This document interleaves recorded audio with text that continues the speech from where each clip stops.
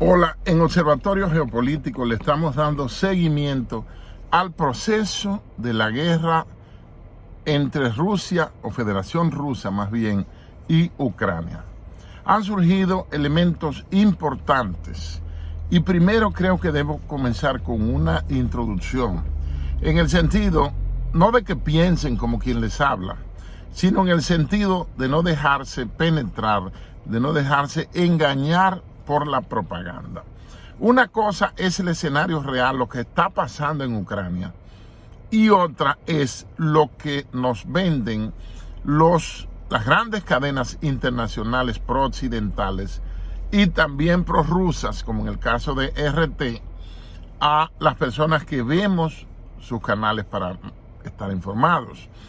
Entonces, esa guerra ruso-ucraniana tiene algunos bemoles extraños. El primer punto es que estuve pensando, sin pretender ser profeta, sino que los analistas geopolíticos estamos obligados a hacer prospectiva.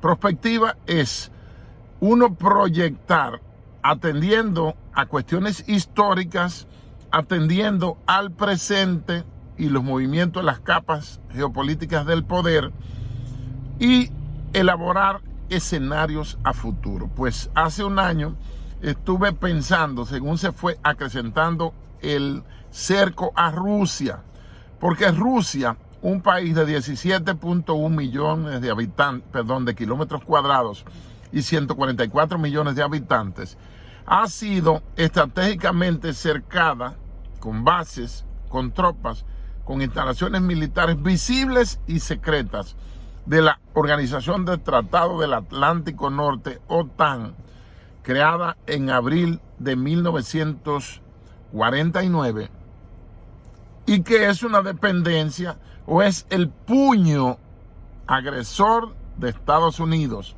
que es la potencia que en la historia ha exportado más guerras. Me parece, sin mucha revisión, que es posible que Estados Unidos haya sido el imperio que haya iniciado más guerras. Y las guerras que se ha iniciado Estados Unidos, en las cuales ha metido el mundo en los últimos 50 años, desde 1970, que estaba ardiendo Vietnam en el sudeste asiático, hasta ahora, 2022, Estados Unidos ha metido al mundo en muchísimas guerras. Donald Trump hizo un espacio de paz, es decir, que Trump, o de relativa paz, porque nunca habrá paz en el mundo mientras estemos aquí. Y en ese espacio de la administración Trump no hubo una sola guerra. Él no metió al mundo, ojo, en ninguna guerra. Es decir, él fue tan loco, como lo acusan, que no metió al mundo en ninguna guerra. Entonces yo estaba proyectando hace un año de cómo sería esa invasión, o esa crisis, mejor dicho, y manejé 4 posibles escenarios. Un posible escenario, lo voy a dejar de último, es el de la invasión. Entonces, lo que yo consideraba un posible escenario es que hubiese un entendimiento diplomático, se entendieran y se retiraran las tropas de la OTAN, que es el guante agresor de Estados Unidos. La OTAN cuesta $400 mil millones al año, de los cuales un 70% lo paga Estados Unidos. O sea, la OTAN es de Estados Unidos. Y ya. Por eso Trump le llamó la atención a algunos Estados miembros, porque no estaban pagando sus aportes de membresía. Ojo. Entonces, vamos a hablar de algunos escenarios que se dieran. El primero es el más positivo.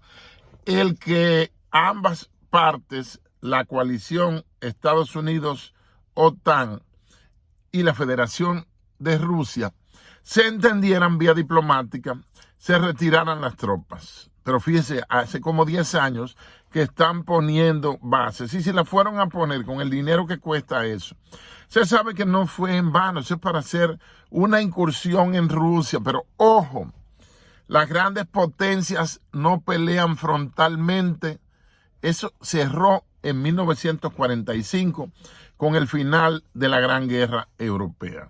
Y menos van a pelear si las potencias tienen poderío nuclear.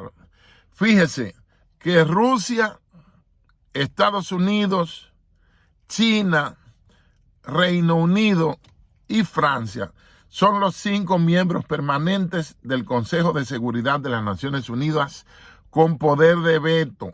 Eso es lo que yo llamo la caja negra del mundo, como le dicen racialmente a la caja color naranja que usan los aviones, que esa computadora va registrando todos los movimientos en caso de que haya una catástrofe. Entonces, la caja negra del mundo es el Consejo de Seguridad de las Naciones Unidas. Es decir, lo que pueda discutir el canciller ruso Lavrov, Antony Blinken, que es el canciller o secretario de Estado norteamericano, no trasciende tanto porque los líderes se llaman, aunque las relaciones, las llamadas entre Putin y Biden han sido nada halagüeñas, aunque la reunión del canciller Lavrov con la ministra Liz de Defensa alemana fue un diálogo de sordos, entre un sordo y un mudo, según él mismo explicó. Aunque la diplomacia haya fallado, hay decisiones que afectarían al mundo. Un consuelo para los que están muy preocupados por la posibilidad de que haya un ataque nuclear. No habrá ataque nuclear. Es muy difícil. Si pasa, sería quizá un error. O ellos decidan, porque ellos no van a querer destruir el mundo que están dominando. Ellos no van a querer destruir las economías que ellos mismos dominan. ¿Tiene sentido? Entonces, ¿qué hacen las potencias? Como un matrimonio muy rico que tiene problemas familiares y se van a pelear al aposento ajeno. Fíjense que en todos esos conflictos entre dos grandes, hay uno o dos pequeños que están metidos en el medio, que son los que reciben los bombazos y ponen la mayoría de los muertos. Entonces, uno de esos escenarios sería el entendimiento. Otro escenario puede ser que arranquen las hostilidades. Fíjense que el presidente Biden ni ha mirado para allá. Dicen que se fue a orar, a rezar por Ucrania, por el que ellos están desbaratando. ¿Y por qué a Ucrania? ¿Por qué interés en Ucrania? Porque en Ucrania hay una gran reserva de uranio con lo que se hacen las bombas atómicas. En Ucrania hay titanio, hay manganeso y muchos elementos y tierras raras o commodities o recursos naturales que tienen un gran interés estratégico. Fíjense que China, en lo que se aclaraba el proceso, China le está comprando o le compró el 7% de las tierras negras de los llanos de Ucrania, tierras óptimas para el cultivo, porque China tiene entre un 8 o un 10% solamente de su territorio útil para la siembra, territorio cultivable, y tiene que alimentar casi 1.400 millones de habitantes, que, ojo, todos son militares, todos son reservistas. 3 tics sobre China. No dice el nombre de su agencia de inteligencia. Israel menciona Mossad, el Reino Unido el MI6, Estados Unidos tiene 11 agencias, la CIA, la DIA, el National Security Council, así son 11. Pero los chinos ni dicen el nombre, ni dicen si tienen una agencia de inteligencia, porque los chinos son más inteligentes, son geniales. Entonces, otro tip es que China ya tiene su primer 1.000.000 de militares robot. Un soldado robot tiene 1.000.000 y está haciendo más.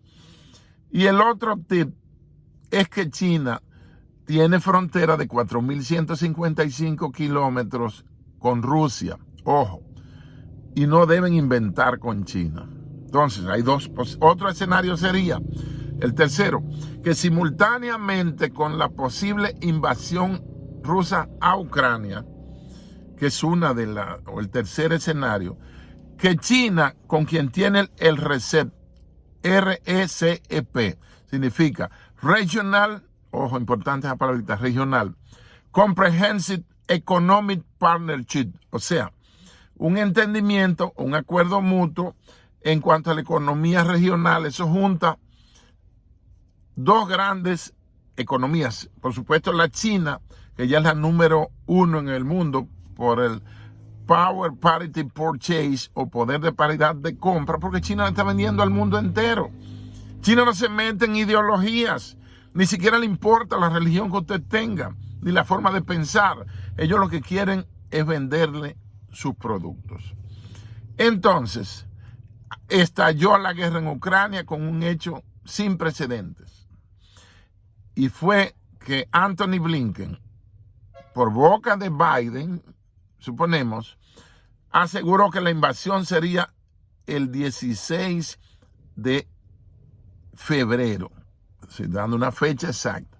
Bueno, no se dio el 16, pero se dio entre el 23 y el 24 de febrero. Entonces, hay una cuestión muy desigual entre Ucrania y Rusia. Y la tesis que tengo, que es la cuarta, es esta. Las potencias son socias. Para los medios de prensa y las cosas formales son contrarios, son adversarios, son enemigos. Con razón, Putin dice nuestros socios al referirse a Estados Unidos y China y OTAN y todos, y Europa. Pero esta guerra es para cerrar la pandemia del año 20 del coronavirus. Para cerrarla. La declararon a finales de febrero o principios de marzo, y ya a finales de febrero, 2 años después, la están desmontando. Se va a dejar de hablar de coronavirus con el balance de los muertos y todas las ventas multimillonarias de esas inyecciones y mascarillas y diabluras y pruebas metiéndole grafeno por la nariz a uno para allá para que le llegue a contacto con el cerebro. Y eso va a traer, ya trajo, y va a dejar por años su secuela. Entonces, desconectado la pandemia, que son epidemias planificadas para los años 20 de cada siglo. Todo lo que pasa en el mundo es un montaje, es un escenario. Nada es producto de la casualidad o de la chepa. Ojo. Entonces, los invito, haciendo un espacio, a que se suscriban a Observatorio Geopolítico y que les den me gusta a los vídeos, aunque no les guste, aunque no soporten mucho mi cara tan dramática, pero eso hace que suba el rating en YouTube y así llegue a más personas. Ojo. Entonces, el escenario que les traigo es irracional como esta época. Si usted lo analiza con términos de la moral, de que Putin es malo, de que Biden es malo, de que Xi Jinping y lo que usted quiera, está preso. La política, Maquiavelo hace más de 5 siglos que la separó de la moral. Y la práctica desde antes de él y desde después de Maquiavelo ha sido separada de la moral. Y si usted lo analiza también como blanco y negro, tampoco le va a dar. Entonces, el escenario que traigo es irracional. Ojo, pero tiene su lógica, aunque sea irracional. Primero, como las potencias fueron aliadas a Estados Unidos en la Primera Guerra Mundial, en la Segunda Guerra Mundial, y aunque en la Guerra Fría hacían propaganda basándose en la novela de Walter Lippmann, Cold War, o sea, Guerra Fría, no es verdad que son enemigos, no se dejen coger de pendejos. Ellos están gestionando juntos el poder mundial. Y ellos no van a destruir el mundo que están dominando y que aspiran a seguir dominando per secula seculorum, o sea, por el resto, por los siglos de los siglos. Entonces, ¿cuál es el escenario? Cercan Ucrania lo más que puedan, bordean lo más que puedan, cercan Rusia, lo más que puedan, y comienzan a tocar las puertas de Rusia. ¿Para qué? para que les abra la puerta a ellos para entrar a Ucrania. Eso es lo que ha pasado. ¿Para qué? Para repartirse la larga lista de commodities, comenzando por el uranio, que las grandes potencias necesitan. Los países, las potencias, no se han enfrascado en un pleito frontal una con otra hasta ahora, y es muy remoto que eso se dé. Además, si el pleito o la guerra declarada o no sería nuclear o se pasaría de las armas convencionales a armas nucleares, pues habría una destrucción mutua asegurada. Es decir, destruirían el mundo completo. Entonces, sigamos observando cómo va el proceso en Ucrania e identifiquemos la guerra de propaganda que hay. No es asunto de que te caiga bien Xi Jinping, Putin o Biden, a quien yo no lo traigo. Pero hay que analizarlo objetivamente, cuáles son los movimientos. Estados Unidos como potencia no se va a implicar frontalmente con Rusia. Ahí quien va a poner los muertos y se va a descalabrar y a joderse es Ucrania. Entonces, ellos no se van a enfrentar directamente porque habría un problema realmente mundial o global, que es una palabrita que gusta mucho. Y entonces ahí sí la paz mundial está realmente en problemas. Las élites, los amos del mundo, marcan las cosas hasta por fecha. Entonces había que salir con algún evento de ribetes globales o que preocupe al mundo entero. Había que salir de la peste, del laboratorio y del virus robot y de la fumigación que hicieron, que activó, las farmacias están guisando. Las farmacéuticas nunca habían ganado tanto dinero. Y los pendejos pusieron los muertos. Y los pendejos invirtieron en esa falacia. Ahora viene una guerra para distraernos de nuevo. Porque todo lo que se ha hecho en el mundo, mayormente de 1945, 47, Bretton Woods 48, la ONU en el 45, en el 48 los derechos humanos y todas esas verborreas. Todo eso es un montaje y tiene fecha exacta de ellos iniciarlo y fecha exacta de ellos cortarlo. Tal como hicieron cuando decidieron desmontar a la Unión Soviética. Y han dejado a Cuba ahí porque tienen intereses en Cuba y tienen su Guantánamo. Entonces, esto no es cosa de buenos o malos, de santos o demonios. Esto es cosa de analizar imparcialmente los hechos y analizar el impacto que tendrá o que tiene cada una de esas medidas e iniciativas de los poderosos del mundo encima del mismo desarrollo de la civilización, encima del mismo ciudadano. Muchas gracias y suscríbase. Es posible que mi visión esté equivocada, mayormente ese último escenario en el que estoy presentando a Rusia y Estados Unidos como cómplices, como partners, como socios. Pero lo importante del analista geopolítico es que tenga capacidad, que pueda hacer análisis prospectivos a futuro. Muchas gracias y suscríbanse, por favor.